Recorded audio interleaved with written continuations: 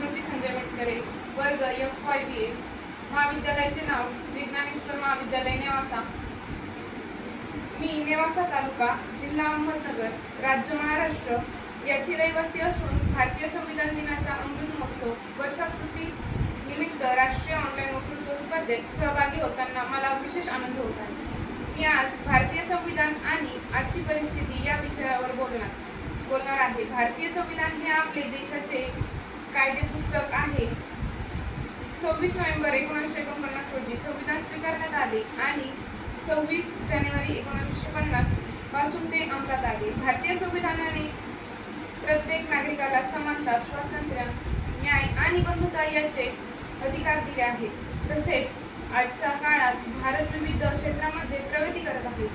विज्ञान, तंत्रज्ञान, शिक्षण आणि अर्थव्यवस्थेमध्ये देश पुढे जात आहे.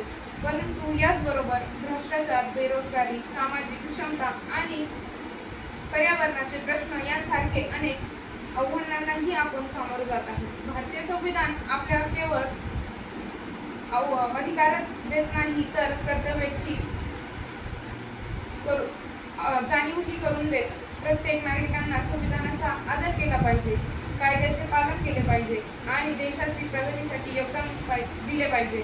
आजच्या परिस्थितीत संविधानातील मूल्याचे पालन करणे अत्यंत आवश्यक आहे. लोकशाही मजबूत करण्यासाठी सर्वांनी एकजुटीने काम करणेही गरजेचे आहे.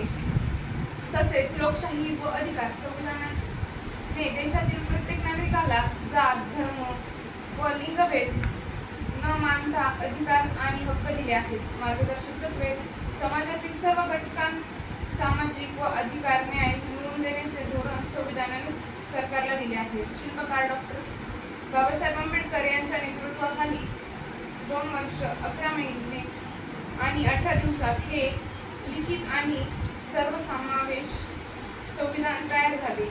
आजच्या परिस्थितीत आर्थिक विषमता, आज देश आर्थिकदृष्ट्या प्रगती करत असल्यास तरी श्रीमंत आणि गरीब यांच्यातील दरी सतत वाढत आहेत.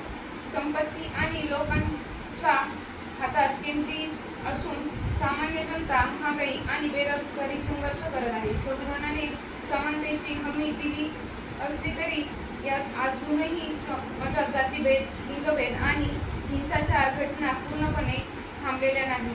आज भारताला नवीन संविधानाची नव्हे तर संविधानातील मूल्य खऱ्या अर्थाने समजून घेण्याचे धोरण आणि जगणाऱ्या नव्या दृष्टिकोनातून गरज आहे.